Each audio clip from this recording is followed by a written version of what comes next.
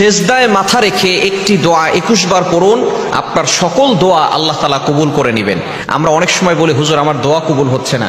দোয়া কবুল হওয়ার জন্য অবশ্যই কিছু শর্ত রয়েছে। আপনি যদি হারাম ইনকাম করেন তাহলে কিন্তু আপনার কোনো দোয়াই আল্লাহ তাআলা অ্যাকসেপ্ট করবেন না, কবুল করবেন না। আপনি যদি আল্লাহর ইবাদত না করে শুধু দোয়া করেন, নামাজ পড়ছেন না দোয়া করছেন, এই দোয়া আল্লাহ তাআলা অ্যাকসেপ্ট করবেন না, কবুল করবেন। অবশ্যই নামাজ পড়বেন এবং অবশ্যই হালাল খাবেন এবং ইয়াকিনের সাথে দোয়া করবেন যে আল্লাহ আমার দোয়া কবুল করবেন। আল্লাহর কাছে চাইবেন, আল্লাহ তাআলা এই দোয়াগুলো কবুল করে নেবেন।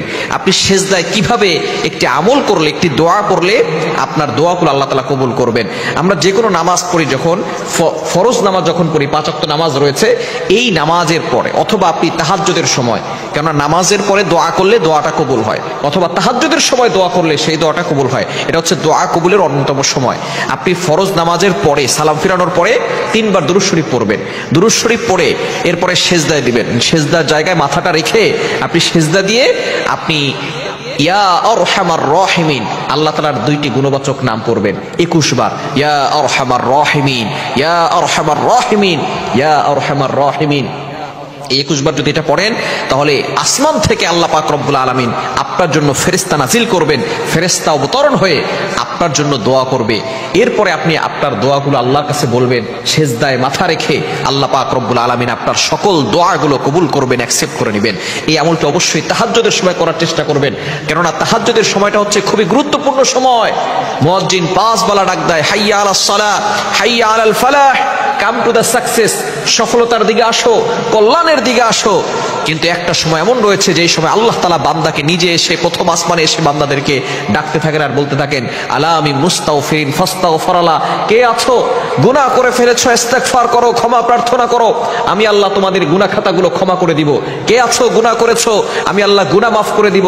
কে আছো অভাবে পড়ে গেছো, আমি আল্লাহর কাছে বলো অভাব দূর করে দিব। কে আছো বিপদে পড়ে গেছো, আমি আল্লাহর কাছে বলো বিপদ থেকে উদ্ধার করে দিব। কে আছো সম্পদের প্রয়োজন, আমি আল্লাহর কাছে চাও, আমি আল্লাহ তাআলা সম্পদের ব্যবস্থা করে দিব। আল্লাহ তাআলা নিজে এসে বান্দাদেরকে প্রথম আসমানে ডাকতে থাকেন। সুতরাং ওই সময় নামাজ পড়া, আল্লাহর ইবাদত করা খুবই সওয়াবের কাজ এবং আল্লাহ তাআলার নৈকট্য অর্জন হয়। কেননা যে ব্যক্তি ওই সময় আল্লাহর ইবাদত করবে সে তত বেশি আল্লাহর কাছে চলে যেতে পারবে। এজন্য অবশ্যই আমরা এই সময়টা আল্লাহর ইবাদত করার চেষ্টা করব। আমরা চেষ্টা করব যাতে করে তাহাজ্জুদের সময় নামাজে সেজদার জায়গায় মাথা রেখে আপনি আল্লাহর কাছে দোয়া করবেন, কান্না করবেন। ওই কান্নাটা আল্লাহর কাছে বেশি গ্রহণযোগ্য হয়, কেননা ওই সময় সকল মানুষ ঘুমিয়ে থাকে, প্রাণীগুলো ঘুমিয়ে থাকে, পাখিগুলো ঘুমিয়ে থাকে, গাছগাছালি ঘুমিয়ে থাকে। ওই সময় যদি আপনি আল্লাহকে ডাকেন, এটা লৌকিকতা হয় না, এটা আল্লাহকে খুশি করার জন্যই হয়। এজন্য অবশ্যই আমরা নামাজে সেজদার জায়গায়, নামাজের পরে 5 ওয়াক্ত নামাজের পরে অথবা তাহাজ্জুদের সময়, এই সময় আমরা নামাজ শেষ করার পরে এরপরে আমরা 3 বার দুরূদ শরীফ পড়ে সেজদার জায়গায় মাথাটা রেখে, অর্থাৎ সেজদা দিয়েই আমরা ইয়া আরহামার রাহিমিন, আল্লাহ তাআলার এই গুণবাচক নাম পড়ে দোয়া করব। কেননা 21 বার করব। এই নামের ভিতরে কিন্তু অনেক ফজিলত রয়েছে। আল্লাহ তাআলাকে রহমান রহিম নামে ডাকলে আল্লাহ তাআলা খুশি হন এবং আল্লাহ তাআলার এই গুণবাচক নাম নিয়ে ডাকলে আল্লাহ তাআলা দোয়াগুলো কবুল করেন। এটা আল্লাহ নিজে বলে দিয়েছেন। কোরআনুল কারীম খুলেন 9 নম্বর পারা 13 নম্বর পৃষ্ঠার 4 নম্বর লাইন, সূরা আলে ইমরানের সূরা আরাফের 180 নম্বর আয়াতে আল্লাহ বলছেন, ওয়ালিল্লাহিল আসমাউল হুসনা ফাদউহু বিহা। যারা এভাবে আল্লাহকে ডাকে, আল্লাহর গুণবাচক নাম নিয়ে, আল্লাহ তাআলা তাদের দোয়াগুলো কবুল করেন, আল্লাহ তাআলা তাদের দোয়াগুলো অ্যাকসেপ্ট করে নেন। এজন্য অবশ্যই আমরা এইভাবে আল্লাহর কাছে দোয়া করব। আল্লাহ তাআলা আমাদের সকলকে এভাবে আল্লাহর কাছে দোয়া করার তৌফিক দান।